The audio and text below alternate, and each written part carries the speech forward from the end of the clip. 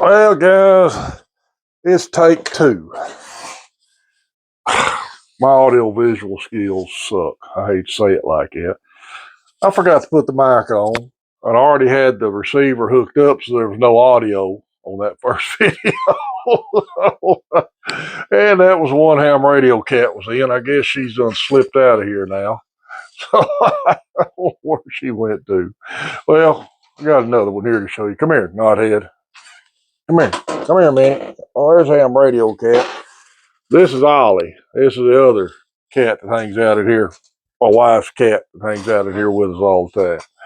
Guys, had a question come up on my last video about how to change your address at the FCC website. Well, there's several ways you can do that. Of course, W5YI, you can pay them to do it. And I'm pretty sure any of your local VE group, they're all online now that can probably help you with that for a fee, small fee. But if you want to tackle this antiquated government dinosaur of a website, I'm going to try to give you a little tip on it tonight. I had the problem that a lot of us hams like me are going to have with this. We don't get in this very often. I hadn't been in it 4 or 5 years whenever I set up Echolink several years ago, and I had to get an official copy of my license. In fact, that's the only way you can get an official copy, unless you pay W5YI to get it. You have to go on here and download it. I'm not going to show y'all my FRN number, but your FRN number is located on your license right under your name and address right there. You got to have that. And if you're not already set up to log into the universal licensing system, you got to go into CORS and it'll redirect you to it to get your FRN posted and get a username. I use my email address and get them associated together. And there's a couple of codes I got to send you. It's kind of a slow process. I recommend if you've got a computer and a smartphone, that way you can look up a smartphone on your email and without having to get out of something to find it. But let me pick this up and I'll show you. I'm in the universal licensing system now. And right over here, it's like got your license, KB5 MIQ at a glance, shows my address, grant date, expiration date. Here's a couple of tabs on this side. Update, licensing name and mailing address, request of Andy call sign. Over here is your other options. You can renew a license, update a license, whatever you need to do from that point on. Now, I'm not going to click on them links because I don't need to change anything. And let me get back, sit back down here. And I don't want to go trouble of taking a chance of messing something up.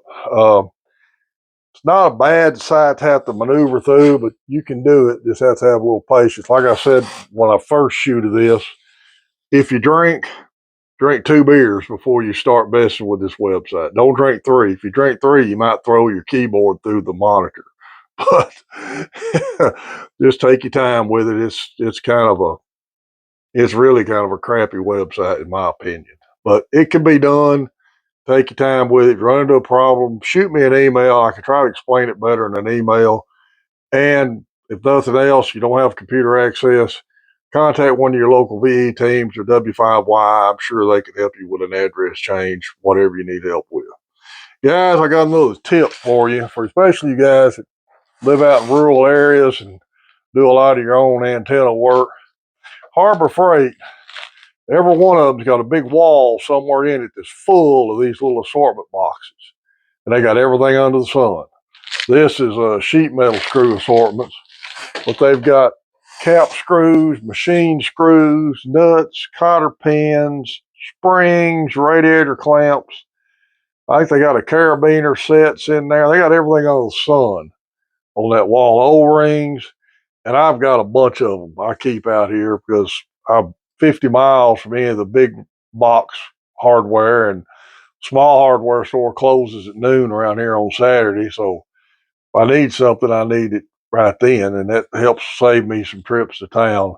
They're cool to have around. They'll get you out of a bind. The only suggestion I'd make is don't leave these, and I know firsthand, in front of a window like in your shop or something, because the sunlight, these little plastic boxes are cheap. Sunlight will eat them up. I had to dump a couple of these into one big plastic divider box. But check your local Harbor Freight out. Highly recommend. They're not that expensive, and get you a selection of them and keep them on hand, so they will get you out of a bind. Guys, that's about all I think of tonight. I got about a 3-minute video that KV5SIX Fern sent me of drone footage from out there at Jeff's QTH. I'm going to plug it on the back of here.